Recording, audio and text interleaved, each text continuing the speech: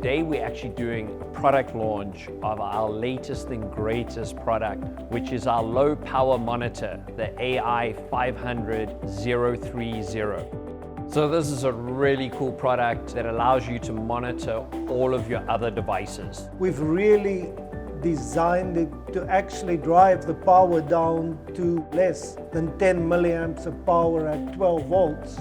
We've got a GPS antenna and we have a cellular antenna.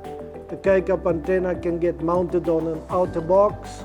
This is a full harness. It's got all the wires connected for all the different functionality. And then the last thing is a little mounting plate. That's pretty much all you need to get this whole product in the field and operational. As soon as you click on a device, it's going to bring up information on the solar voltage, the RRFB activations, the temperature. And if there's any kind of failure, it'll show up with a nice red ring like this school beacon over here that will show up any kind of issues that are seen.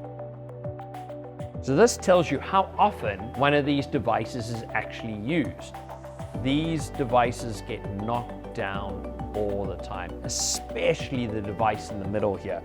It's a solar device, you don't even know that there's actually a failure, even if you've got communications to it, but you won't know that it's knocked down until someone from the public actually calls in, and then it's a dangerous situation. If there's something that you guys are experiencing within your city or one of the clients that you're working with, pick up the phone, speak to us, because we'd love to hear about the application that you're wanting to do and how we can adapt this product. So there's a lot of different applications, and we need people like yourselves to let us know what those applications are, and we can utilize this and create a different icon in the Glance user interface that'll allow you to actually get that kind of information.